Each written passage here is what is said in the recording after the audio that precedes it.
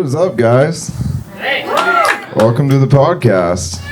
So my name is Zach, and according to what I heard some of the other comics saying the other day, I'm one of the strong regulars here.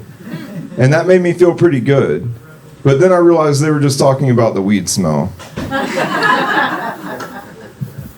I figured with the nature of the show, I'll start off with a few music jokes. So it's cool to see this nice kick up here. I'm actually a drummer myself. And I run into other drummers pretty often, and we like to compare skills, but you know, we never have our kits or our sticks on us. They get a little weirded out when I challenge them to a good old-fashioned beat-off. Not sure why. I'm a big jazz fan, and I was actually at a jazz festival the other day, and right when I pulled up, I saw two horn players coming out of the same porta potty, and I was like, oh, cool. They're having sax.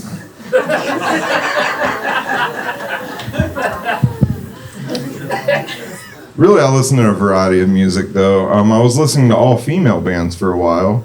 The only reason I stopped was just way too many sound changes from album to album, not a lot of consistency. It's like they go through way too many periods. So lately, I've been listening to all Jewish bands. My favorite is probably not going to get your Nickelback.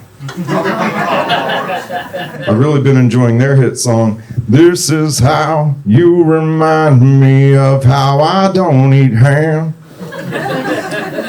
And that's a dad rock banger. You can get divorced to that all night. A fun music fact for you. You know, in the 70s and 80s, a lot of celebrities went by fake stage names. But there was one that never changed her name the entire time.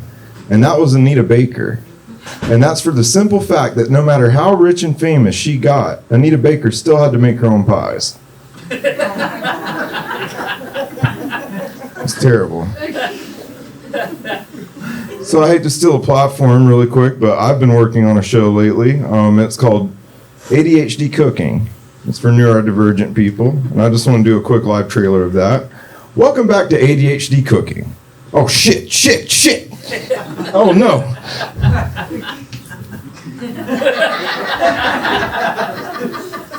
It premieres on YouTube as soon as we stop burning down studios. So I am actually out there dating in my mid-30s, which can be a little bit of a nightmare. And dating at this age is just kind of weird. You start to discover weird things about yourself. You're like, you know, I think my food portions and taste in women are both getting larger. Another thing I realized, I'm mainly just trying to remain sexually active because it's good for my lower back. And dating can be a little weird for me anyway. I'm not sure if you guys realize this, but I actually used to identify as a male trapped in a woman's body. And I stayed that way for quite some time. And then I was born.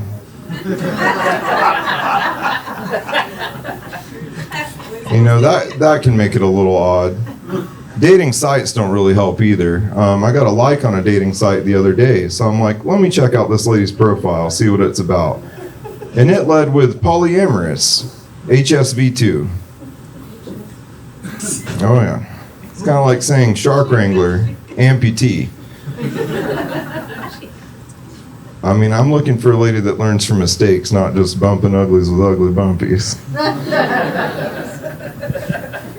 And really, there's no right kind of woman out there for me, I've realized. I've dated all kinds. I've even had a few black women break my heart in recent years. And I will tell you, there's nothing worse than being left with dark thoughts about dark thoughts.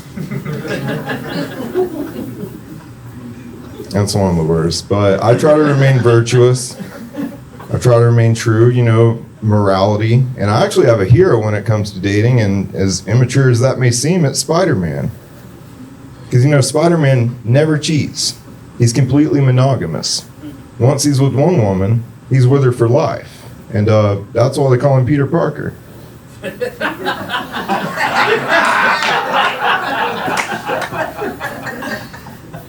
know, I'd just like to say in that vein, I actually had a park ranger hit on me the other day. I love nature. I'm a bit of a heroin addict in that regard.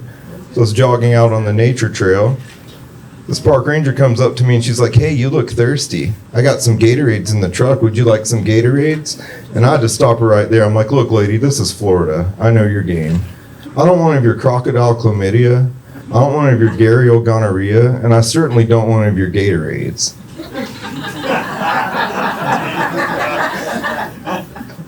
Back up, Plant City chick.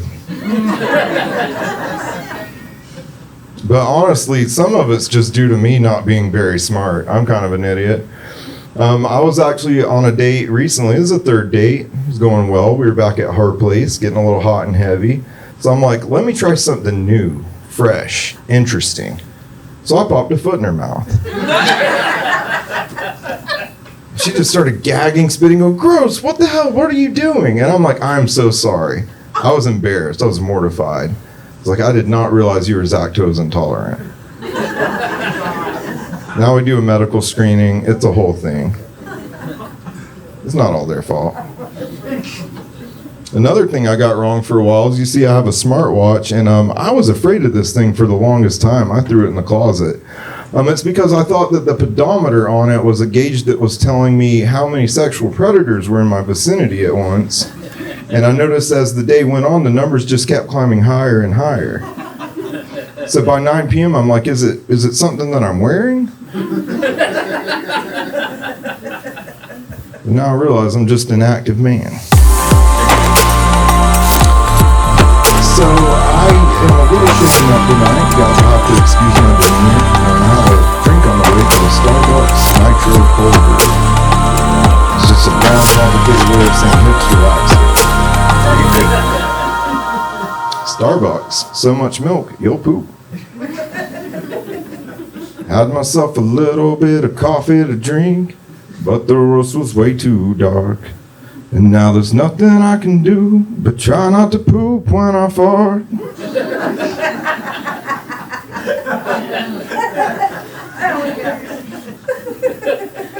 That's the B-side on Not Gonna Get Your Nickel Back, actually.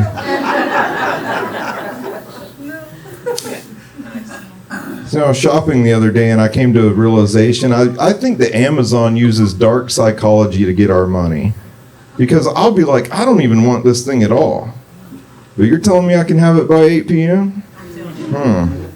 So if anybody out here is in the market for a diamond-encrusted Garfield pendant, I'm sitting on like 17 of them. They were cheaper that way. So before I get out of here, I just have a quick PSA really to the fellas in the crowd. Guys, be careful on the way back to your cars tonight. We have these 3rd Street meth head ladies, and they will simultaneously panhandle and hit on you at the same time. I don't know about you guys, but for me, the typical experience is usually something like, Smeagol thinks you have beautiful eyes, precious. Can we have $15 and a ride to the bus stations? And by the way, have you snorted the flip-flop? talking about power of attorneys is in Alabama. It's crazy. Thank you for having me. Good night.